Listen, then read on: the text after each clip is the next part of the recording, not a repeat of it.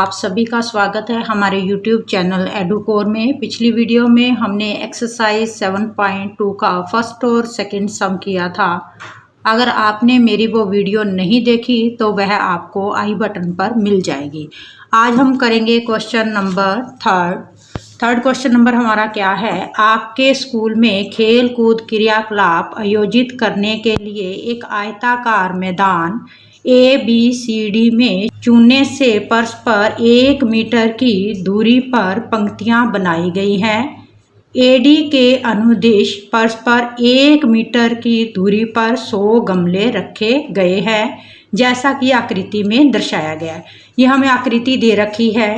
ABCD ये क्या है, एक मैदान दे रखा है जिसमें AD में क्या है, AD साइड पर क्या है, 1-1 मीटर की दूरी पर ये गमले रखे गए हैं। निहारिका दूसरी पंक्ति में AD के 1/4 भाग के बराबर की दूरी दौड़ती है। निहारिका क्या करती है, अब हमें पता है AD क्या है, हमारा 100 मीटर दे रखा है, क्योंकि 1-1 मीटर की दूरी पर 100 गमले रखे गए हैं, इसलिए AD हमारा क्या होगा, 100 मीटर होगा। निहारिका दूसरी पंक्ति में AD का कितना, 1/4 भाग के बराबर क्या है, दूरी दौड़ती है। तो सबसे पहले हम निकालेंगे कि निहारिका द्वारा तय की गई दूरी कितनी है। निहारिका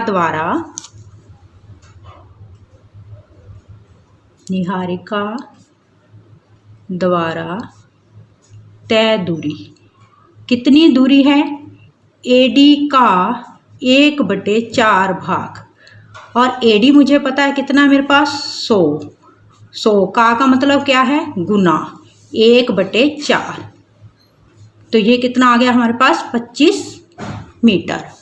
आगे देखो स्टेटमेंट में, और वहां एक हरा झंडा गाड़ देती है। अब हम हरे झंडे के निर्देशांक निकालेंगे। अब हमें पता है ये क्या होता है, हमारा x अक्ष, और ये क्या होता है, हमारा y अक्ष।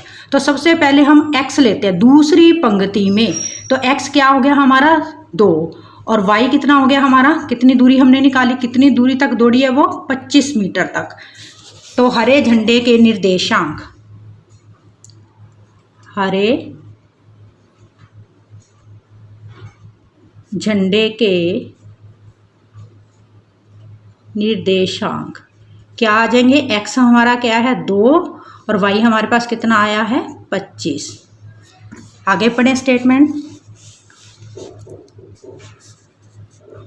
प्रीत 8वीं पंक्ति में AD के 1/5 भाग के बराबर की दूरी दौड़ती है। प्रीत क्या करती है, 8वीं पंक्ति में कितना दौड़ती है, AD का 1/5 भाग। तो प्रीत द्वारा तय दूरी, प्रीत द्वारा तय दूरी कितनी दूरी है, AD का 1/5 भाग। तो AD हमारे पास कितना है, 100 गुना 1/5 कितना आ गया हमारे पास, 20 मीटर।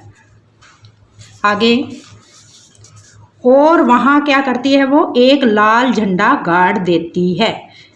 दोनों झंडों के बीच की हमने दूरी निकालनी है कि दूरी क्या है। तो अब लाल झंडे के निर्देशांक,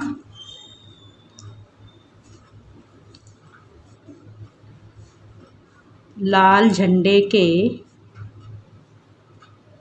निर्देशांक क्या आ जाएंगे, 8वीं पंक्ति है, x हमारे पास क्या है 8, कितना दौड़ती है 20 मीटर, y कितना है हमारे पास 20। अब हमने क्या निकालना है, इन दोनों झंडों के बीच की दूरी निकालनी है। तो यहाँ पे क्या है, ये हरा झंडा है, और यहाँ पे क्या है, ये लाल झंडा है। हरे झंडे के निर्देशांक है 2,25, और लाल झंडे के निर्देशांक है 8,20। अब इन दोनों झंडों के बीच की हमने दूरी निकालनी है। तो ये हमारा हो गया x1, ये y1, x2, y2। तो अब दूरी सूत्र निकालो, दोनों झंडों के बीच की दूरी, झंडों के बीच की दूरी सूत्र हमारा क्या होता है, x2 माइनस x1 का स्क्वायर, x2 क्या है हमारा 8 माइनस x1 कितना है 2, इसका वर्ग, प्लस y2 माइनस y1 का वर्ग। इसको कैलकुलेट करो, क्या आ जाएगा हमारे पास, ये आ गया हमारे पास 6 और यहाँ पे कितना आ गया -5, कितना आ गया 36 जमा 25 वर्गमूल का 61। तो दोनों झंडों के बीच की दूरी कितनी आ गई, वर्गमूल 61 आ गई। अब उसके बाद आगे स्टेटमेंट पढ़ें। दोनों झंडों के बीच की दूरी हमने निकाली। कहते हैं यदि रश्मि को एक नीला झंडा इन दोनों झंडों को मिलाने वाले रेखाखंड पर ठीक आधी दूरी यानी कि बीच में गाड़ना है तो उसे अपना झंडा कहाँ गाड़ना चाहिए। अब ये दोनों झंडों के बीच बिल्कुल सेंटर में, मध्य में क्या रश्मि ने क्या करना है, नीला झंडा गाड़ना है।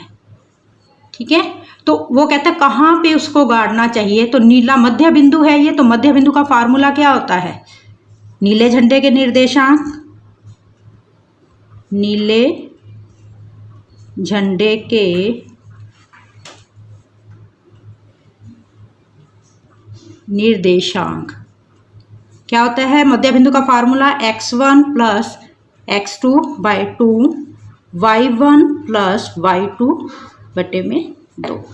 तो x1 क्या है मेरे पास 2 और x2 कितना है 8 बटे में 2, y1 कितना है 25, y2 20 बटे में 2। तो ये आ जाएगा 10 बटे 2 और यहाँ पे क्या आ जाएगा 45 बटे 2। इसको कट करो, कितना आ जाएगा 22.5।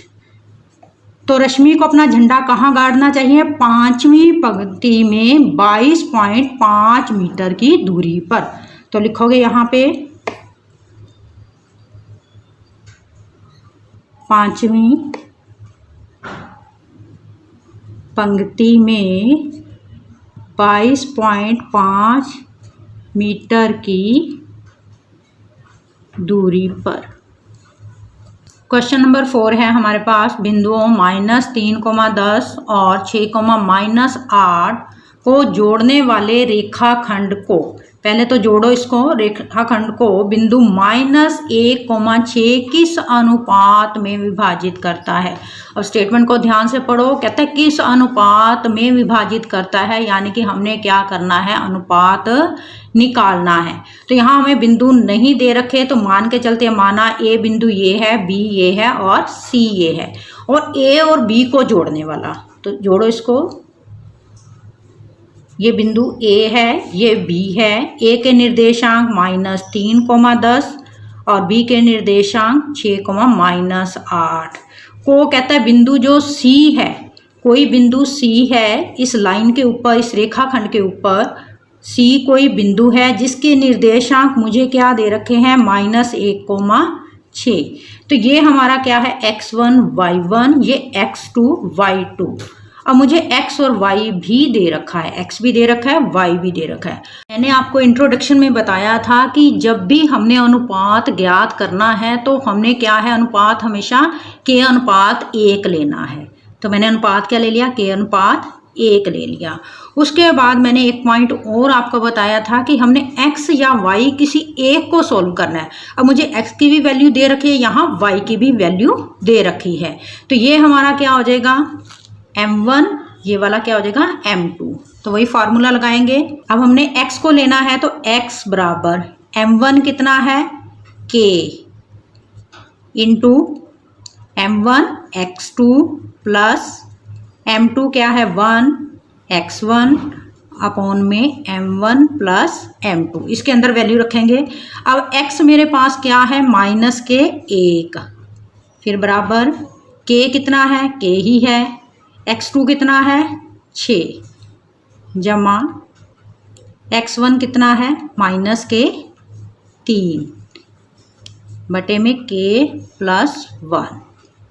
अब क्या करोगे, k प्लस 1 को बराबर के इधर लेके जाओगे, ये भाग हो रहा है तो इधर आके क्या हो जाएगा, ये गुना हो जाएगा।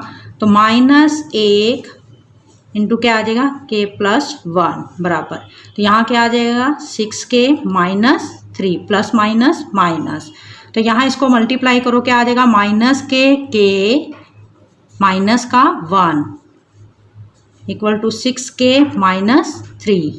k वाली रकमें एक साइड में इकट्ठी करेंगे, माइनस का k इसको उठा के इधर लेके आओगे तो माइनस के 6k इज इक्वल टू क्या आ जाएगा माइनस का 3 तो है ही है, इसको उठा के इधर लेके आओगे तो क्या आ जाएगा प्लस 1, तो ये कितना आ जाएगा माइनस के 7k और माइनस के 2, माइनस से माइनस कैंसल, तो k आ जाएगा हमारे पास 2/7, यानी कि अनुपात हमारे पास क्या आ गया,